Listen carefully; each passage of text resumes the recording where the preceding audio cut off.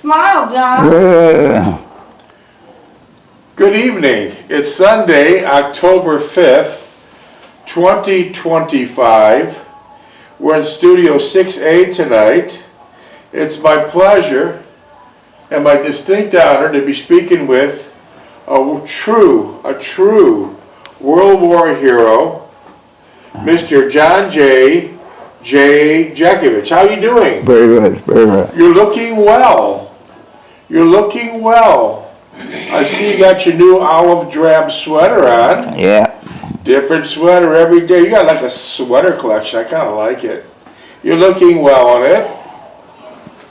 How'd you like all the rain today? Oh, yeah. Did you have a good dinner? Oh, yeah. Okay. Now, we're running behind on reading your book. I think we should read a few pages today. How's that? Okay, yeah. Mr. Jeckovich was from Company H, the 2nd Battalion of the 291st Regiment of the 75th Infantry Division of the U.S. Army during World War II. Mr. Jeckovich lives by the motto, yesterday is history, tomorrow is a mystery, and today is a gift. Right. So we're going to read Mr. Jeckovich's book. We're the second time around. We're on chapter 11. This is exactly when he's been on the front line in Belgium, and Battle of the Bulge and Bastogne. And we're going to pick up the pieces from then. That's the coldest winter record. Snow is waist deep in the Ardennes forest. And it's very, very cold. And this man and many other of the GIs don't have the proper winter clothing. Yeah. Where do the proper winter clothing go? The rear echelon. Rear echelon. The guys that aren't the front line, it has to go through their hands first before it goes to anybody else, and they decided they needed it more. To this very day, 80 years later, Mr. Jeckovich suffers from frostbite on his right foot. Is it hurting now? Yeah, seven. Pain level 7. What in your mind is the highest pain level? 7. 7, yeah. Wow, 80 years later. Does it get better at night? No, it gets worse because I'm quiet then. Oh, geez. Mr. Jeckovich, during World War II, he was shot in the shoulder by a sniper, beat up, stabbed, bombed. Lost a hip. Lost a hip. He was hit by a dirty bomb. And tell us what a dirty bomb is. They put screwdrivers, razor blades, and else in it. A bomb is not bad enough, but the Nazis decided let's cause a little bit more pain and suffering to these these young teenage American soldiers. So they find old razor blades and screwdrivers and old wrenches or any piece of metal. So when the bomb blows up above your head, It does ultimate damage, and it gets a lot more GIs hit and injured. Yeah. Also, Mr. Jeckovich suffered from trench foot and frostbite, but he still has a lot of shrapnel in his body that can't be removed from the dirty bombs. I imagine if you try to go through an airport, the metal detectors go off. What do? I give him a slip of paper. You give him a slip of paper. Yeah. Wow. During World War II, you had 3 opportunities. You would have went to the European theater, Pacific, or North Africa. Did you want to go to North Africa? No. How about Pacific? No. So you're happy? I was happy with North. Yeah.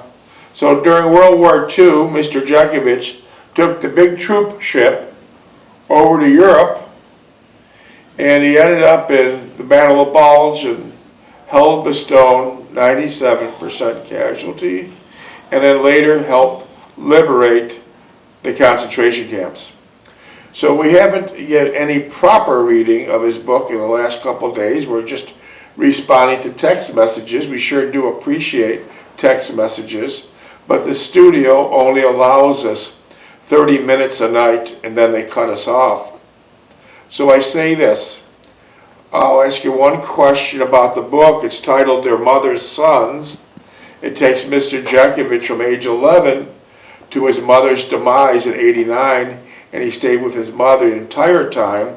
except when he was drafted, and he sent home his entire pay every month because the mortgage on the house, we were very excited to get the house, was $46.21, and they did not want to lose the house. They would make sure it's paid. It might sound like a small amount, but back then it really wasn't.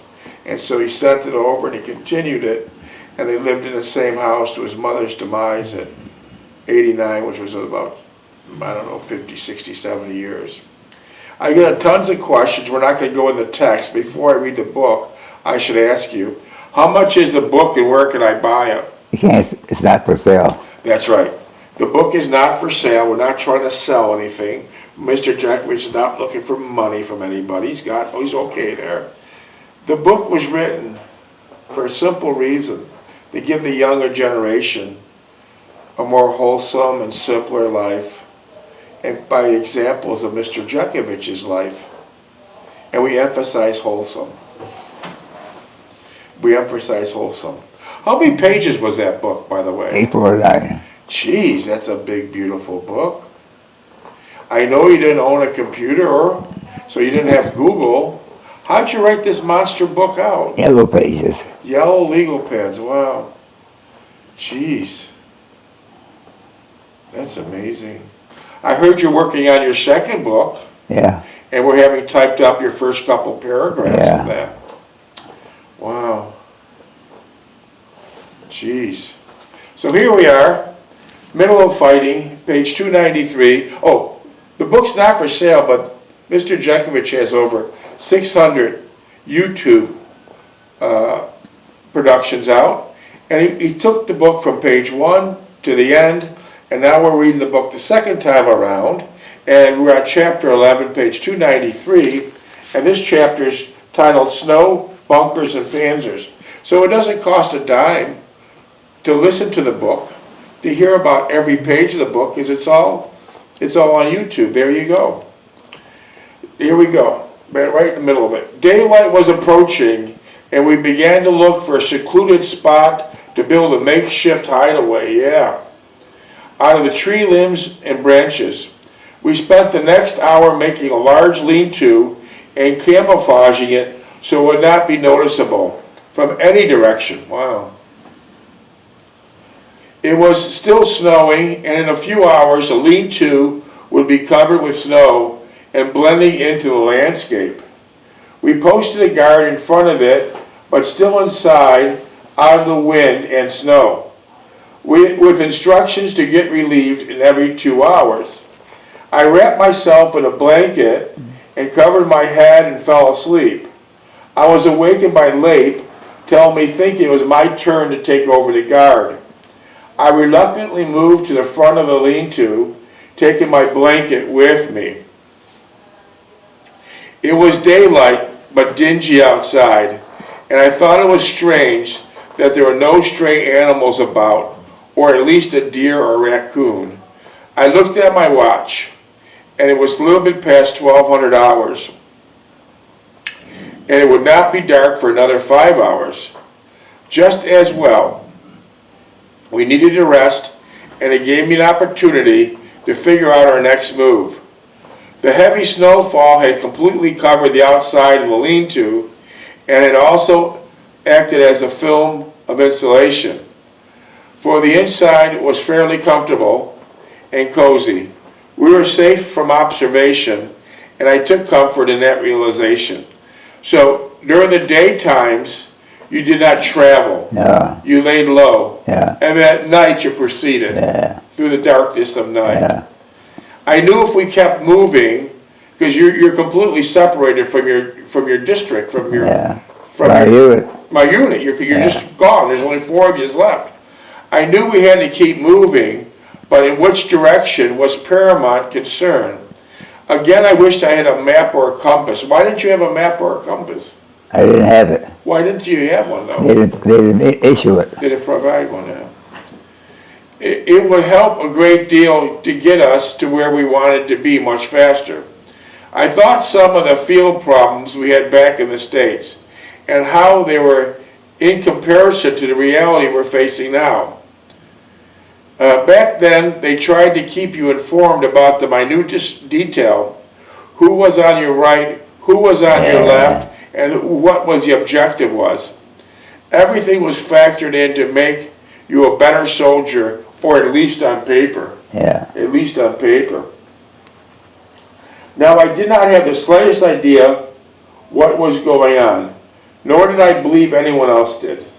We had come into conflict with some few weeks ago, and we had split up in small units, and the first thing I knew, we were surrounded by German infantry and tanks on all sides.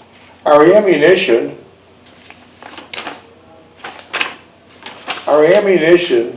was low, as well as our morale, because now you're down to 4 guys. Yeah. No ammunition, basically. Don't know which way to go and where your division is. And we had not eaten a meal in weeks. It was bitter cold. Yes, it was the coldest winter record in 100 years. It was bitter cold, and we were not dressed appropriately for this kind of weather, nor did we have the equipment to sustain living out in the open. So you didn't have the right clothing, and you're basically sleeping in the snow every night. Yeah. Every night.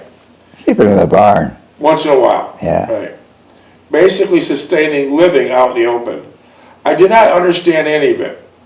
What made it all more frustrating, perturbed me greatly, was the fact that it would not improve any once we got back to our outfit. So you're searching for your outfit, right? Yeah. Lape and 2 ammo barrels were stirring, and I whispered to keep it quiet, for we did not want to give our position away. I told them to find something to eat and get the equipment squared away, and they gave out a small groan. I mentioned that they had better change their socks if they had already not, and in the meantime they should sit there and massage their feet with their hands to increase the circulation. That's to avoid frostbite, right? Yeah. I did not want to leave anyone behind because he could not walk. Yeah, that's a problem. We rested a little while longer, enjoying the warmth and the coziness of our lean-to. It was dark now, and we headed in a southerly direction. The snowing had stopped, but the wind had picked up, blowing the light snow in all directions. At times I was blinded by and entrusted to luck to keep me out of the woods. I remembered what paratrooper sergeant had told me when he first got here. Getting lost in the forest is strictly a personal problem. Yeah. Wow. I'll repeat that something. Getting lost in the forest is strictly a personal problem. No one is going to go looking for you. Yeah. And they didn't. The moon was out, and I could see the clouds hurling passing by, pushed by the northerly wind. I had wrapped my scarf around my face, and only my eyes were visible. Lape was having a tough time of it, but I kept prodding him on, saying that we could not stop, for we would freeze to death. You would freeze to death if you stopped. The other 2 men, being more hardy, took it all in their stride. I admired their perseverance and their composure, even though they never said much and were extremely difficult to get to know, although I attempted several times. So the other 2 guys were doing pretty well, but they weren't sociable. Yeah. They were always quiet and stuck pretty much to themselves. Since they had saved my life a few days ago, for which I'd be eternally grateful, I tried on different occasions to express my gratitude, but they always dismissed my overtures, and I finally gave up the effort. Nevertheless, I was grateful what they did, and it saddened me considerably when they were both killed some few weeks later back at their own company. So they never made it. And Lape never made it. Yeah. So out of the 4 guys you're looking for your outfit, you're the only one survived. Yeah. We came upon a logging trail, and it appeared that there had been some vehicle traffic on it, for the tire indentations were still visible in the snow. They were narrow tracks, obviously made by a Jeep or a German recon vehicle. Could you tell could you tell the tracks it was German or American? You Or the could, tracks? yeah. Okay. I told Lape and the bearers to be wary of Germans' listening posts. We stayed off the trail, thinking it might be mined, but following its winding path just inside the woods. The wind had picked up considerably, which made it more difficult to hear anything, and at times we lost sight of the trail. Suddenly, stand by please. Suddenly, someone shouted, "Halt!" Stand by. Suddenly, someone shouted, "Halt!" and we all froze. "Password" was the next command, and I realized that we'd come upon an American bunker, which was good news. I did not yet see it, nor did anyone else. I shouted back that where Americans were coming from Wilts. We were told to come forward with our arms raised. As we did, there was movement to our front. A soldier darted out from nowhere with a Thompson trained on us. A Thompson's a machine gun? Yeah. "What outfit are you guys from?" he asked in his Brooklyn accent, stopping short of us and still holding his Thompson at the ready. With my arms still raised, I answered the 75th, almost reluctantly. "75th, he responded. "Never heard of them." "Let's see your dog tags," he persisted. So the Germans that were impersonating American GIs, did they have dog tags? Yeah. No, they would probably steal them. They steal them, yeah. We fumbled with our half-frozen fingers to retrieve them. He examined them and seemed satisfied. As he lowered his weapon, it was then I could make out a long bunker and saw what I looked like an M1 sticking out of a slit in the snow-covered ground. "This is the 28th outpost," he exclaimed. "We're covering the village of Edelbruck in the 1st Army sector. It's been pretty quiet here for the last few days, but I understand they've caught hell a little further up near Bastogne and St. Vith. They got it bad." I agreed with him and asked him if they had anything to eat, since we have not eaten for a while. He said that he would get someone down from the village to take us to CP.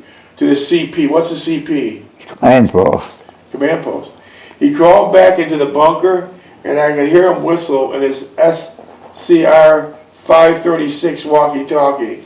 In a few minutes, a jeep came by, probably the same one that came down the trail. We had spotted its tire marks. We jumped on for the ride to Edelbruck. We passed several more outposts, arrived at a stone cottage, and were ushered into a warm, cozy room.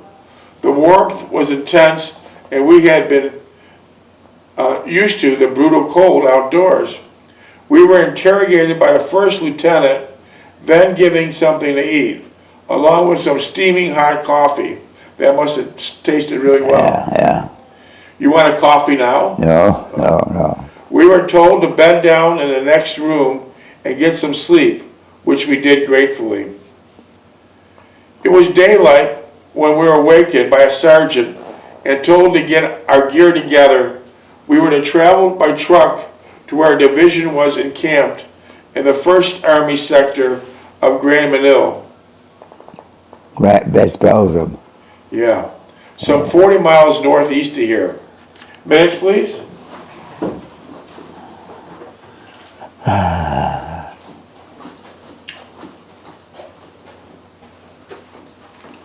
Ten and a half. We were given a breakfast of hot cakes and coffee, and by 600 hours, we were boarding in a truck for a journey back to our division. There were other soldiers on the truck with us, and they were to be dropped off at designated places en route. Luckily, about a 6x6 was covered, and I hope that we would not have a repeat of the last episode riding in open trucks. So your last episode, you're riding in open trucks. Yeah. Very cold. Also, we were the lone truck. Where areas before were in a convoy of 10 to 15 semis, something the Germans took great pains to destroy. Also, I did not relish returning to our old division with all its ramifications. We heard some small arms fire in the distance and a few mortar shells still further away as we drove past Edelbruck. All in all, the trip was uneventful as we skirted Bastogne and St. Vith in a wide circle to the north. The only soldiers we encountered were our own and a few British soldiers. Did you see many British soldiers there? Oh, no. No. By early afternoon, we arrived at our destination and were dropped off at Battalion CP. The lieutenant on duty said he was glad to see us and he understood that we had seen a bit of action in the southern sector. We smiled and already I could sense the old feeling coming back, the detachment and unawareness by our command of what was going on. A jeep picked us up to take us to Company CP, command post, and when we arrived there, we were greeted by total strangers. Sergeant Whalen had left several weeks ago, transferred stateside to a PR position with the Defense Department. So Sergeant Whalen was already gone. Yeah. Sergeant Rupert, that was another one of your platoon sergeants, had left earlier with possible frozen feet, so the report read. The lieutenant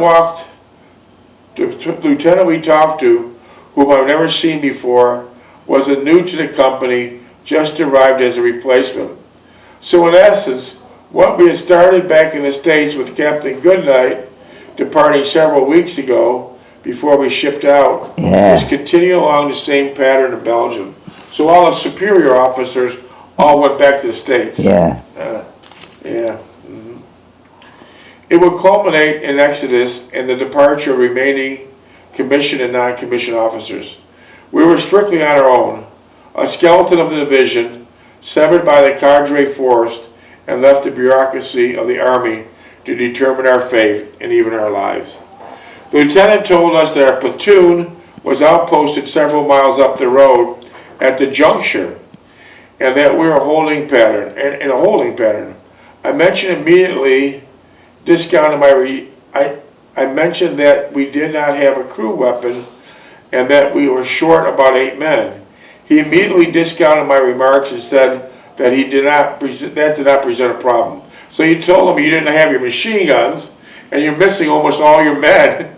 And the green lieutenant said, oh, that won't be a problem. Yeah. How the hell are you going to fight with nothing?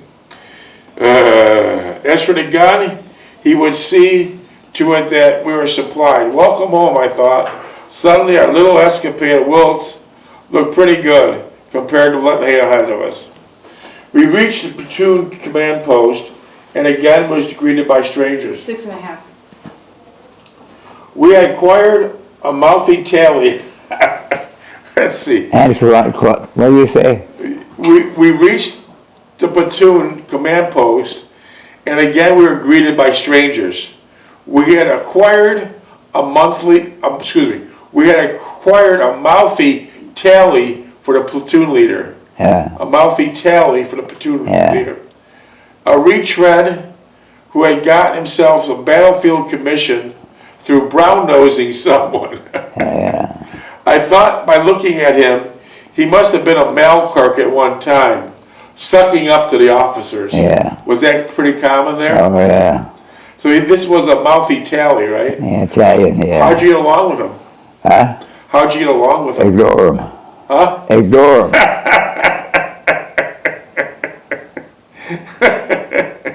He gave us some BS about how glad he was to see us and that our past experience would be valuable to the platoon in the days ahead. Okay, so now he's giving you some BS, right? Yeah.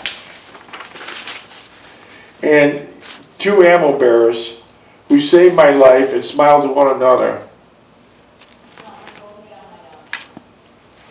What had gone through these past several weeks, we had formed out to come back to this nonsense and frippery was too much to grasp.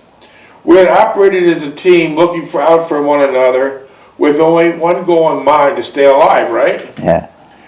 With our return, and all we had attained was lost and never regained. He then said I would remain as acting squad leader until further notice, or until I was replaced. Big deal, I thought. Ship me home.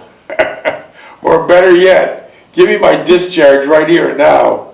I knew what I was thinking was foolish and unreal, but the same, that was how I felt about this entire outfit. He broke my chain of thought by asking me who our drivers was. When I told him it was Post, he gave a little smirky chuckle and said that he was waiting at the motor pool with our equipment. So Post, we had all your equipment, right? Yeah. It was a treat to see Post again as we got reacquainted. We went over our supplies in the trailer. There were some things of Fink's within the trailer. I was disheartened at the sight of them, but said nothing. We acquired a used crew gun, some ammo for it, and an extra clothing, which I had shared with the ammo bearers, and several boxes of C&K rations, which we had packed at Haverford's West. So the used crew gun you got was probably, this machine gun, probably came from a crew that got murdered. Yeah. Yeah. And then Fink, who was your friend that got shot by a sniper, they still had his stuff in the trailer. Yeah. Yeah, that was sad. We also had some mail that caught up to our outfit. 3 minutes. Huh? 3 minutes. Post had kept it for us, and we're grateful to him for being so thoughtful. So Post was a good guy. Yeah. He kept your mail even for you. There were 7 letters addressed to Fink, which I took, but I did not know what to do with them. I got 2 mothers from Mother and Sally. Sally's your sister, right? Yeah. And several letters from Ann. Ann Mahaney's from Owensboro, Kentucky. And 2 from Jean. Jean is from Haverford West. Yeah. Wales, So the right? first girlfriend and the second girlfriend. Yeah. It was like Christmas, and I was overjoyed to receive them. So you were really happy Yeah. to see mail. They were all dated and written in November, just after we left Haverford West. I was glad to hear from all of them. I stuffed them in my pack and went back to the roadblock to position a gun. It was a defiled firing position overlooking the road in Juncture. We had the first squad on our right, and a short distance away the 3rd squad was dug into the left. Sergeant Rogers, the 1st squad, was taken over by T5. Rogers went back to Paris with a head wound and would not be back. Sergeant Kingstone's 3rd squad was headed up and acting squad leader. Kingstone had been killed several weeks ago when he stepped on a mine. Sergeant Garson of the 1st squad was evacuated with trench foot and probably not come back. So there's a lot of trench foot Yeah. and frostbite. You're Yeah. still suffering now. Damn. Oh yes, Smith from Evansville days was probably Section 8 discharge. What's Section 8? Metal case. Mental, yeah. Discharged shortly after arriving from France. He was probably back in Evansville, married with several kids by now. I did not envy him. The 4 of us dug in the gun, and it seemed strange to be concerned about my crew weapon again. We gathered some straw from the barn nearby and placed it in the bunker. Wow. So at this point, most of the guys you know are killed. Yeah. 1 got Section 8, 2 or 3 are killed. You're down to like 3 or 4 people in your crew, Yeah. and 2 of them you don't really know. Yeah. Wow. And you're still suffering from that frostbite today. Yeah. Did you ever get decent winter clothing at all? Yeah, what? Did you ever get decent winter clothing at any time during the Battle of the Bulge? I mean, right? And the right clothing? Did you ever get the right clothing? No. Never. No. Never got it, miss. 20 seconds. Wow. Oh, I guess we'll... So you're constantly cold. Huh? You're constantly freezing. Well, we got some clothes. We got some warm clothes, yeah. But it trickled in. It trickled in. Some people that got killed or something, they handed it to us. Okay, so if someone got killed, then you